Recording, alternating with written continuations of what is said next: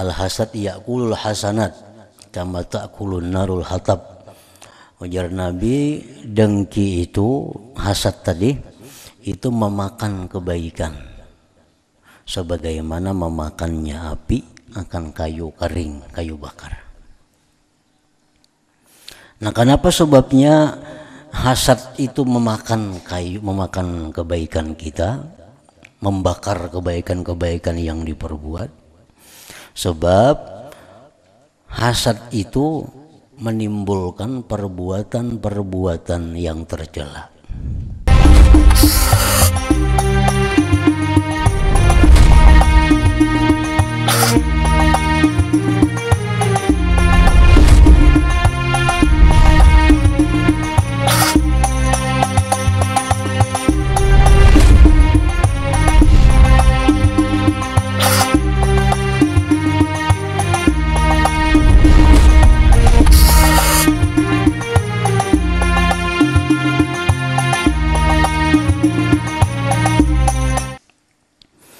Bismillahirrahmanirrahim.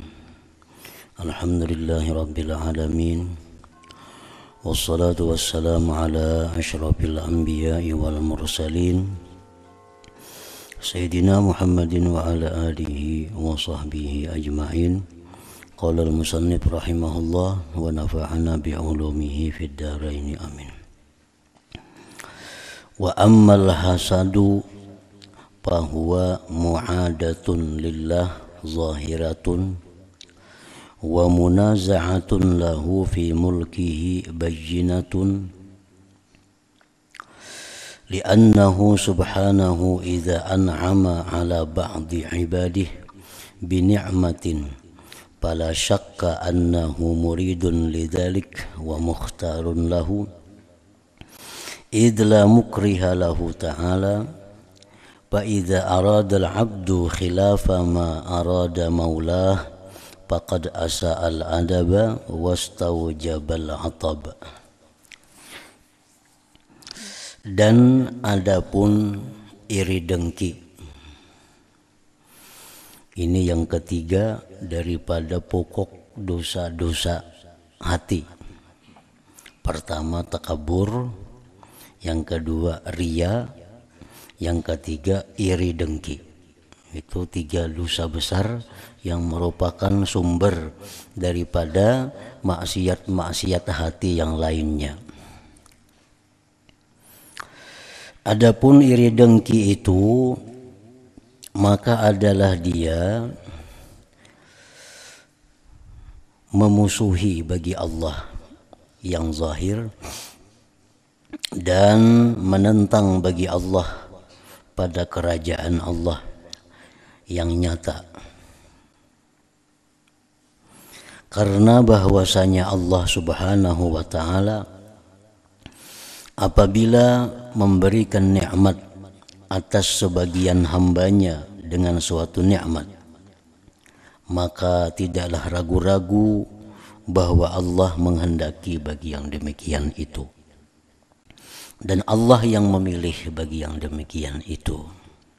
Sebab tidak ada yang bisa memaksa lawan Allah Ta'ala. Maka apabila menghendaki seorang hamba menyalahi sesuatu yang menghendaki oleh Tuhannya, maka sungguh dia itu jahat adabnya dan pasti akan mendapatkan kebinasaan atau kecelakaan. Jadi hasad bahasa kitanya adalah iri dengki.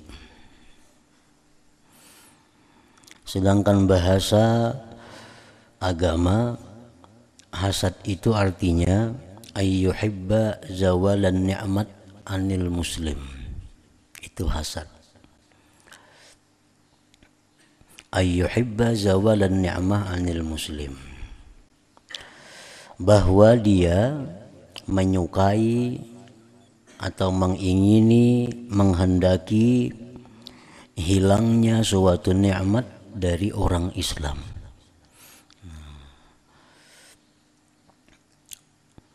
Baik itu nikmat duniawi atau nikmat ukhrawi. Dia ingin bahwa nikmat itu hilang dari saudaranya yang muslim atau muslimah. Nah, itu disebut hasad ngarannya. Jadi ini hanya urusan hati. Urusan hati. Hati kita mengingini suatu nikmat itu hilang dari seseorang muslim. Misalnya orang itu dapat nikmat suatu harta, hati kita nih ingin bahwa harta itu pindah dari orang itu.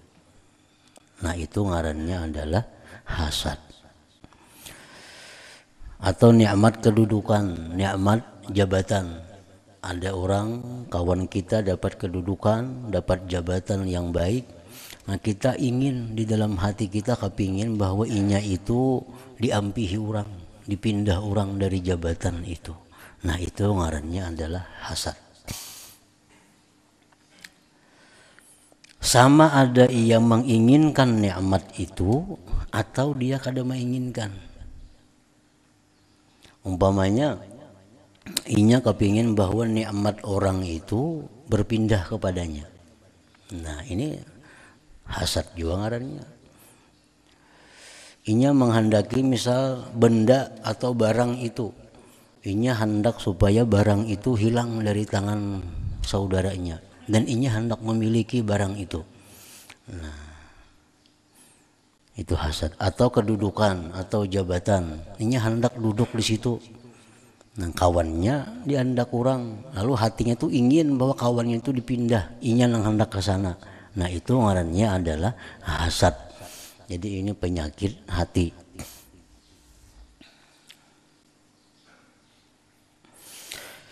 Nah, apabila dia mengingini seumpamanya, tapi dia tidak ada niat kehendak di dalam hati nikmat itu hilang dari kawannya, maka itu ngarannya adalah gibtah.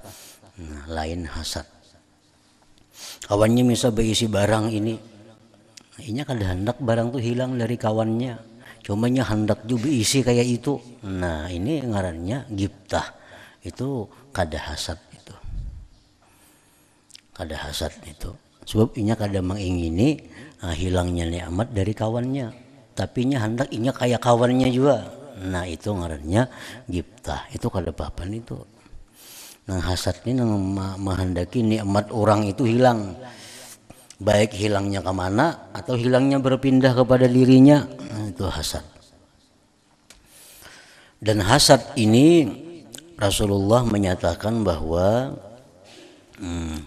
al-hasad ya'kulul hasanat kama ta'kulun narul hatab. Ujar Nabi, dengki itu, hasad tadi, itu memakan kebaikan sebagaimana memakannya api akan kayu kering, kayu bakar. Nah, kenapa sebabnya hasad itu memakan kayu, memakan kebaikan kita, membakar kebaikan-kebaikan yang diperbuat? Sebab hasad itu menimbulkan perbuatan-perbuatan yang tercela. Nah, orang yang dalam hatinya ini ada hasad itu sangat berdekatan dengan perbuatan zahir. Seperti apa? Seperti ghibah umpamanya. Nah, orang yang dengki itu dia mudah menggibah orang yang didengkinya. Nah, orang yang dengki itu dia mudah untuk memfitnah orang yang didengkinya itu. Orang yang dengki itu dia mudah merimihkan, menghinakan orang yang didengkinya itu.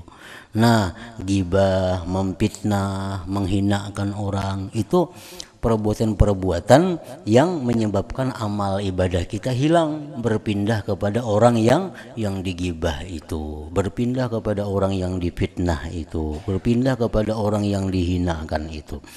Nah, jadi ajar Nabi tadi bahwa hasad itu, dengki itu memakan kebaikan kita sebagaimana memakannya api akan kayu yang kering. Dan lagi orang yang di dalam hatinya itu ada dengki. Orang yang dalam hatinya ada dengki itu, maka amal perbuatannya, amal kebaikannya itu kada bisa sampai ke hadirat Allah Subhanahu wa taala. Dalam hati kita ini ada dengki dengan seseorang. Nah, selama kita belum tobat dari itu, maka amal ibadah kita kada kawa sampai ke hadirat Allah. Dan dengki ini tobatnya kadang alih, karena kada menyangkut ke orang lain, sebab dalam hati saja. Jadi kada perlu minta halal lawan yang didengki, kada perlu, karena nya kada tahu juga.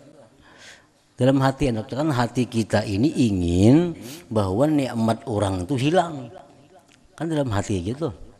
Nah, ini hasad ngarannya. Selama kita kada tobat dari itu, nah, amal ibadah kita ditolak Allah.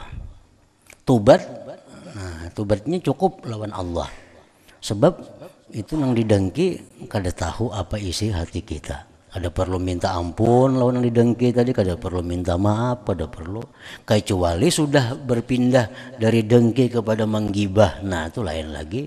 Dari dengki berpindah kepada memfitnah, nah itu minta ampun makan orangnya. Kalau dengkinya biasa dalam hati aja, itu tobatnya cukup minta ampun kepada Allah.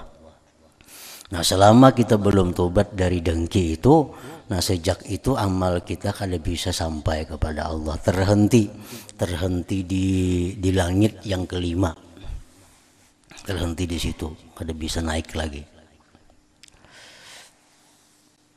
Karena jar Nabi kita lawan Muaz radhiyallahu an, bahwa amal ibadah hamba ini dibawa naik oleh malaikat untuk disampaikan ke hadirat Allah.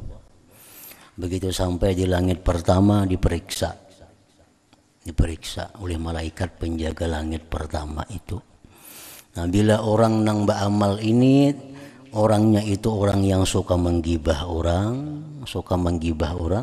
maka ditolak, kada bisa naik sampai langit pertama pun kada bisa naik sebelum dia tobat dari gibahnya itu. Nah, andai kata orang ini sudah tobat dari gibah, tobat daripada menggunjing orang, sehingga amalnya itu bisa naik dari langit pertama. Begitu sampai di langit yang kedua diperiksa lagi oleh malaikat penjaga langit kedua. Bila amalnya ini bercampur karena dunia, ini beribadah tapi bercampur untuk dunia, maka itu pun tertahan di langit yang kedua. Ini beribadah itu bercampur karena Allah ada, karena dunia ada. Nah, ini tertahan di langit yang kedua, kada bisa naik lagi. Nah, di langit yang ketiga diperiksa lagi amal. Misalnya orang langit pertama lulus, kedua lulus, ketiga diperiksa lagi. Bila orang ini ada sifat sombong di dalam hatinya, nah ingat langit ketiga aja terhenti. Lulus langit ketiga sampai ke langit keempat, bila di hati orang itu ada ujub, tertahan di langit yang keempat. Artinya orang itu beramal, beribadah, padahal orangnya kada bisa menggibah orang. Orangnya itu beramal bujur-bujur karena Allah. Orang itu tawadhu, kada ada sombong. Cuma inya beramal itu lupa bahwa dia bisa beramal itu dengan sebab anugerah Allah. Nah, ini merasa beramal itu dengan kekuatan dirinya sendiri. Nah, kada merasa bahwa itu anugerah Allah. Lalu ujub jadinya. Nah, itu sampai di langit yang keempat lagi terhenti amal itu. Lantai 4 lulus, langit keempat lulus. Nah, langit yang kelima ini malaikat yang disebut malaikatul hasad, malaikat penjaga dengki. Orang yang dalam hatinya ada dengki, lalu kada tobat, nah beribadah sampai di langit pertama yang kelima dihentikan, kada bisa sampai ke hadirat Allah Subhanahu wa taala. Nah, jadi dengki itu kapingin bahwa orang lain itu hilang nikmatnya, apapun yang nikmat itu. Kita kapingin orang tuh mudahan itu garing, nah dengki ngarannya. Karena kita kepingin nikmat sihat hilang daripada orang itu. Kita kepingin mudahan orang itu miskin umpamanya. Nah itu dengki ngarannya. Kita kepingin mudahan dagangan orang tuh kada payu. Nah itu miskin ngaran. Apa dengki ngarannya, hasad ngarannya. Summa innal hasad, kemudian bahwa dengki itu qad yakunu terkadang ala umurid dunia. Terkadang yang didengkiakan itu perkara dunia. Kaljah seperti pangkat, walmal harta. Wahia asgaru, dan itu perkara dunia terlalu kecil. Min ayyuh sada alaiha, dari bahwa didengkii atasnya. Mestinya kalau orang yang mendapat nikmat-nikmat dunia itu kada perlu didengkii. Bal yang bagilah ka antarhama, bahkan semestinya bagi engkau kasihan. Maksudnya engkau kasihan. Man ubtuliya biha, orang yang dibalakan Allah dengan perkara-perkara dunia. Mestinya orang yang punya kedudukan tinggi itu jangan dihirii, justru dikasihani. Kasihannya ini banyak menanggung amanah di sisi Allah, banyak nanggung tanggung jawab. Nah itu mestinya kayak itu, jangan dihirii. Wa tahmadallah alladzi afaka minha, dan engkau mestinya bersyukur kepada Allah yang Allah menyelamatkan engkau daripada itu perkara dunia. Seorang kada banyak bisi harta, syukur lawan Tuhan, kadang kada banyak urusannya. Seorang kada tinggi kedudukannya, pangkatnya, syukur kada banyak urusan lawan Tuhan. Si inya itu tinggi, kasihannya inya. Nah mestinya kayak itu, jangan dihirii. Jadi dengki ini bisa kepada perkara dunia. Wa qad yakunu ala umuril akhirah, dan terkadang bahwa dengki itu pula adalah atas perkara-perkara akhirat, kal ilmi wassalah, seperti ilmu dan kesalihan. Ada orang salih, kalau kita dengki, mudahan orang salih itu bisa tertipu sehingga dia jadi orang nang fasik. Ada orang yang berilmu, kalau kita iri dengki, mudahan dihilangkan ilmunya. Nah itu bisa juga dengki kepada perkara-perkara akhirat. Pokoknya dengki itu adalah rasa keberatan di dalam hati Allah memberikan nikmat kepada orang muslim. Nah kemudian lagi bahwa kita mengingini hilangnya nikmat dari orang itu ada yang boleh. Apabila orang itu menggunakan nikmat tadi di jalan maksiat kepada Allah.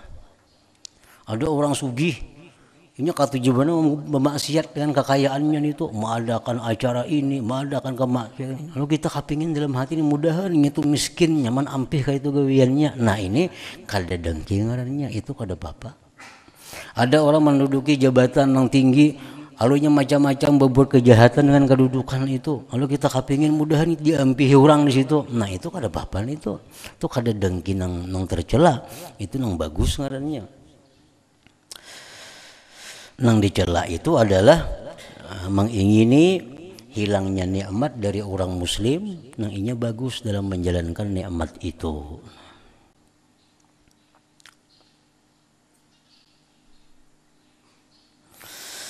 Wa qabihun bil murid ay yahsida man wafaqahu ala tariqihi wa awanahu ala amrih. Dan jahat dengan seorang murid bahwa dia dengki akan orang yang bersama dia atas jalannya dan yang membantu akan dia atas perkaranya. Artinya seorang murid itu sangat jahat bila dia dengki kepada orang-orang yang sama-sama dalam jalannya, orang-orang yang sama menuntut ilmu, orang-orang yang sama beribadah kepada Allah. Nah dengki lawan sesamanya itu jahat. Wa qabihun. Bal yang bagilahu, bahkan sayugia bagi dia, semestinya bagi seorang murid tadi ayyab rahabihi, bahwa dia gembira dengan kawannya itu, li'annahu sara aunan lahu, karena kawannya itu penolong baginya, wa jinsan, dan jenis yataqawwa, yang dia menjadi kuat bihi dengannya. Wal mu'minu, orang yang beriman itu kasirun, menjadi banyak, bi akhih, dengan saudara-saudaranya. Orang mukmin itu menjadi banyak dengan kawan-kawannya. Balil ladzi yambagi lil murid, bahkan yang semestinya bagi murid, ayyuhibba bi batinihi, bahwa dia cinta dengan hatinya, wa yajtahida bi zahirihi, dan bersungguh-sungguh dengan zahirnya, fi jam'in nas, pada menghimpunkan manusia, ala tariqillah, atas jalan Allah, wal istighali bi ta'atihi, dan bekerja dengan taat kepada Allah, wala yubali, dan dia tidak peduli, afadaluhu, apakah mereka melebihi dia, amfadalahum, atau dia melebihi mereka. Mestinya seorang murid itu bersungguh-sungguh mengumpul orang-orang yang beriman, orang-orang yang sejalan dengan inya, tanpa memperdulikan inya itu lebih mulia dari seorang atau seorang lebih mulia daripada mereka. Fa inna dzalik, bahwa yang demikian itu, rizqun minallah, rizki dari Allah, wa huwa subhanahu wa ta'ala, dan Allah subhanahu wa ta'ala, yakhtassu bi rahmatihi may yasha, Allah mengkhususkan dengan rahmatnya orang-orang yang Allah kehendaki. Jadi hasad, dengki itu, ujar para ulama, merupakan sesuatu akibat. Jadi sifat dengki itu kadakawa kita hilangi dalam hati kita kalau kita kada tahu penyebabnya dari apa. Karena dengki ini akibat dari beberapa sebab. Macam orang sakit kepala juga, macam-macam penyebabnya. Ada yang kurang guring sakit kepala, yang kebanyakan guring mau juga sakit kepala, yang kada makan sakit kepala. Nah, kalau nak menghilangi sakit kepala itu obatnya apa? Mesti tahu sumbernya kenapa sakit kepala. Amun obatnya kurang guring, bawa guring. Amun obatnya kada makan, bawa makan. Nah, dengki ini pun penyebabnya banyak juga. Kadakawa kita menghilangkan dengki kalau kada tahu penyebabnya apa jadi dengki itu. Nah, pertama, dengki itu sebabnya al-adawah wal baghdha, permusuhan. Nah, ini permusuhan. Ini sebab timbul kedengkian. Kita lawan orang tuh sudah bermusuh berdahulu, sudah bermarahan berdahulu. Lawan si Pulan itu kita sudah musuh. Lalu bila Pulan tuh dapat nikmat, nah otomatis hati kita kada nyaman. Dengki ngarannya. Bila si Pulan yang kita musuhi itu melebihi pada kita, otomatis hati sakit. Karena ada permusuhan sebelumnya. Nah, jadi bagi orang-orang yang dengki melalui sebab itu, menghilangkan dengkinya, hilangkan permusuhannya. Otomatis dengkinya jadi hilang. Orang yang bermusuhan tadi, nah, bakawanan jadinya, saling bersayang-sayangan. Nah, bila sudah bersayang-sayangan, hilang otomatis dengkinya itu hilang. Karena penyebab dengki itu sumbernya dari permusuhan ini. Kita bermusuh, baik musuh karena apa, musuh karena apa, musuh karena apa. Bila inya dapat bala, suka tuh kita. Nah, bila inya kalah, suka tuh kita. Padahal itu dengki, ngarannya hasad. Hasad itu satu keinginan bahwa nikmat, kegembiraan atau apa hilang dari mereka. Permusuhan. Jadi kalau permusuhannya itu kada dibuangi, tubat dari dengki kita datang pulang, tubat datang pulang, tubat datang pulang. Kada mau ampe kalau bibitnya permusuhan. Yang kedua, dengki itu bisa timbul akibat ta'azzuz wa takabbur. Merasa mulia diri, merasa besar diri. Nah, kita ini merasa besar. Nah, kita ini merasa mulia diri kita nih. Sekalinya ada orang lain yang dapat nikmat, seorang kada, lalu timbul dengki jadinya. Nah, kita ini merasa berilmu, merasa punya kedudukan, merasa ahli ibadat, merasa mulia. Timbul sekalinya kawan yang jadi, timbul sekalinya kawan yang berhasil. Nah, itu dalam hati kita timbul dengki jadinya. Karena merasa besar berdahulu. Nah jadi kalau ini dengkinya karena ini, kada akan hilang kalau kesombongan itu dihilangkan, diganti lawan tawadhu. Nah coba kalau kita hati beandak bahwa diriku ini paling hina di sisi Allah, kalau kita sudah beandak dalam hati diriku ini yang paling banyak dosa kepada Allah, diriku ini paling banyak melanggar hukum Allah, kalau itu yang ada dalam hati kita, ada kawan dapat nikmat kita kada apa-apa, wajar aja, aku banyak pang dosaku, aku ini hina pang di sisi Tuhan, nah kada mau dengkinya. Tapi kalau merasa diri ini mulia, pintar, alim, pak amal, nah, merasa itu diri, ada orang lain yang berhasil, timbul dengki jadinya. Nah di situ bagi nang dengki lewat ini, mau obatinya buangi takaburnya itu, otomatis dengkinya akan hilang. Nah yang ketiga penyebab datangnya dengki itu khaufu fautil maqasid, khawatir keluputan tujuan. Khawatir keluputan tujuan. Kan orang ini berdagang. Orang berdagang ini tujuan apa? Supaya laku. Orang berdagang tujuan supaya payu. Lalu ada orang parak situ nang buka dagangan. Nah sama kita. Lalu kita khawatir. Kita ini jadi kurang payu. Nah khawatir jadi kurang laku. Nah, lu otomatis hati kita ini ada dengki lawan nang membuka nah hanyaran itu. Karena tujuan kita ini keluputan, khawatir keluputan. Nah, khawatir keluputan.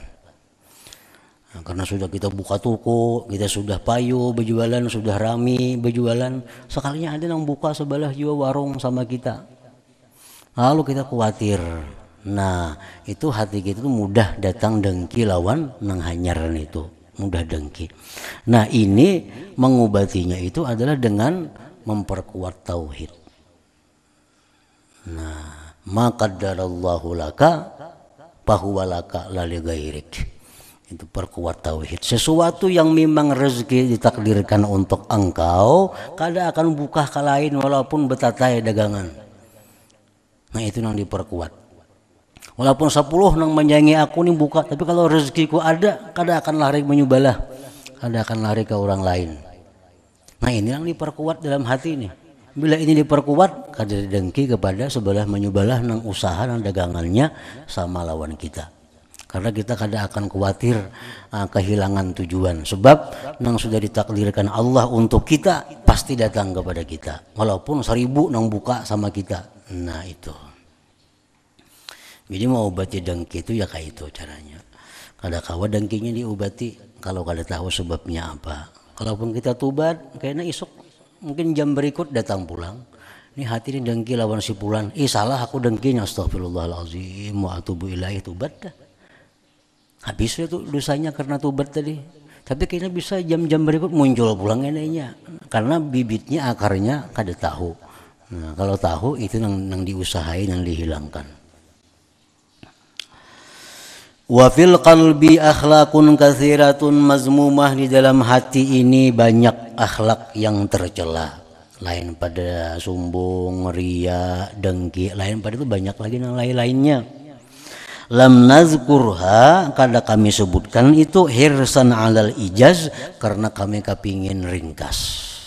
Nah, disebutkan dosa-dosa hati ini sampai 70 macam maksiat hati ini, 70-an banyaknya. Cuma yang 3 ini termasuk yang pokok, yang banyak menimbulkan yang lain-lainnya itu. Waqad nabbahna, dan sungguh telah kami jagakan ala ummahatiha, dan atas induknya tadi.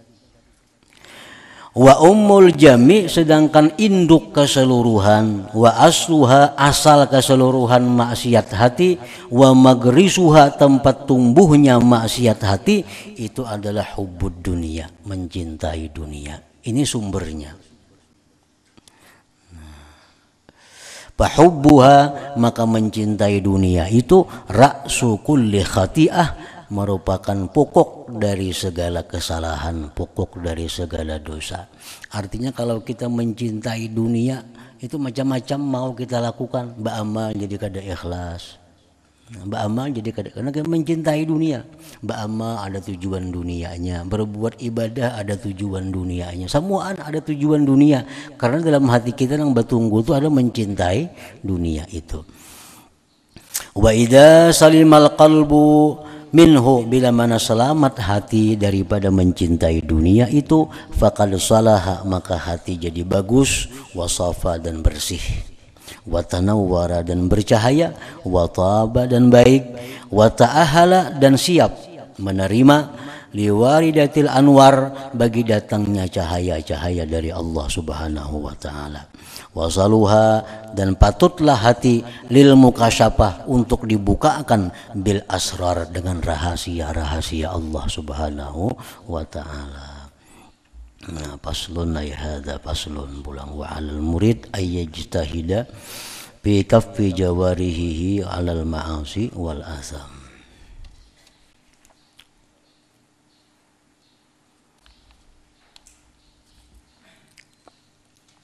إلى حضرة النبي صلى الله عليه وسلم. الفاتحة. أعوذ بالله من الشيطان الرجيم. بسم الله الرحمن الرحيم.